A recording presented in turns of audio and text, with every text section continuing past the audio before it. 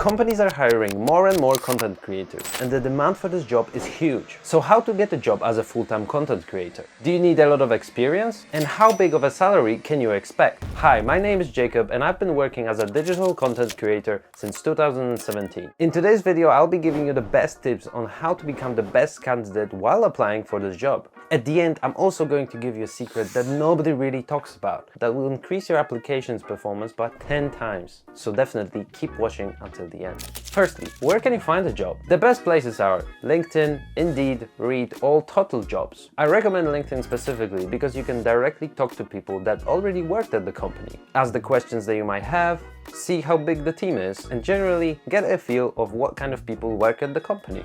What skills do you need? Well, you definitely don't have to be an award-winning filmmaker or a professional photographer. The most important element is that your skills match the job description in some sort of way. Remember, you don't have to be an ideal candidate. You don't need to excel in every single requirement that they have. What will be more important is, for example, your video reel or the photography portfolio. You can do it in the form of website, PDF, or a video. It's important to remember that your skills should match around 70% of their requirements. The job that you'll be doing should be still a challenge for you. You don't want to take on a job that will not allow you to grow as a creative. If it's just designing posts in Canva all day long, it's going to get quite boring real soon. The job needs to stimulate your brain, and if you feel like you lack certain skills, upskill. A great way is to search courses on Skillshare or even YouTube. And definitely subscribe to my YouTube channel because more tutorials are coming and that will improve your video and photography game. How many applications should you send? The secret that I'm going to share with you at the end of the video will significantly impact this point, so definitely keep watching. Should you focus more on quality or quantity? The answer is simply quality. When you send your applications, you're basically competing with other people. Imagine if there are 200 applicants for the same role. Who's gonna get the job? A person that adjusted their CV for a specific role, or the person that sent the exact CV for hundreds of companies? That was definitely not me when I was first applying, so don't look at me. I mean, look at me. If a company is looking for somebody that can work in a fast-paced environment, write that you have experience in delivering videos with one-day turnaround. Some companies also accept personal statements. For this, really research why you want to work with this company. Money should definitely not be your first priority. Do say you are passionate, but also say why. You have been maybe recording vlogs on YouTube for the past year. That is great. Brands love people who are proactive and keep taking their chances. Your YouTube channel or Instagram page doesn't need to have 10k subscribers. And if it did, you probably wouldn't be applying for this job anyway. So if anybody asks you why do you have so little subscribers, maybe don't tell them that, but say instead something like, so far it has been my passion project and has never been a business objective.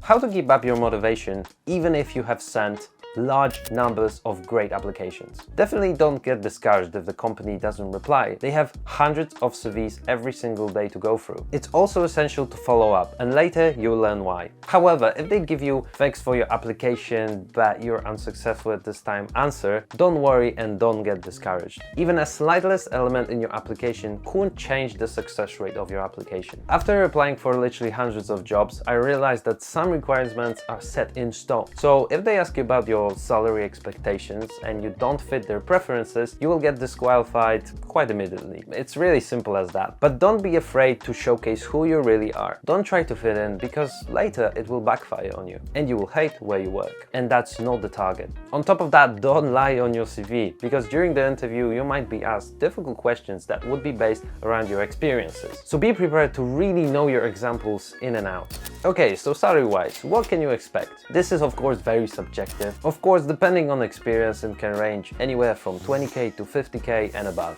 If you are a perfect fit for a company, it might be worth asking for a little more because then you'll just meet in the middle. The point here is to get more confident with asking those sorts of things because it is going to become part of your life. Also, average salary in London is 37k.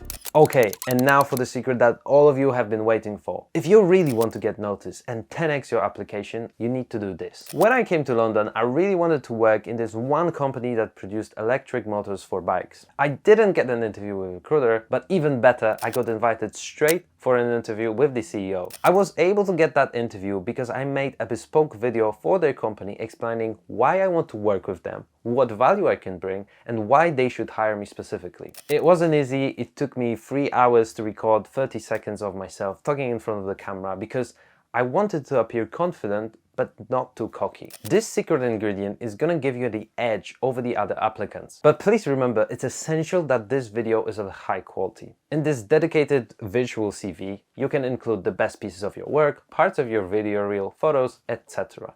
This will allow you to stand out. Also, it doesn't have to be perfect and it doesn't have to be a video. Redesigning their website, photo of their product, or entry of their blog, showcasing what you can bring to the table is actually quite essential. It would show your effort and proactivity as well, and companies really love that. Also, coming to the importance of the follow-up, to that bike company that I mentioned earlier, I sent at least 3 emails with that video before they even replied. And only after 3rd email that had responded. So had I given up after my first email, I wouldn't even get an interview. Sometimes you just have to be ruthless. The worst they can do is Alright, put any questions that you have in the comments below. I would love to know your best tips on getting the job in the creative industry. In another video, I'll be showcasing how to improve your skills to become a more confident creator. So definitely subscribe to the channel not to miss it. Thank you so much for watching, and I'll be seeing you in the next video.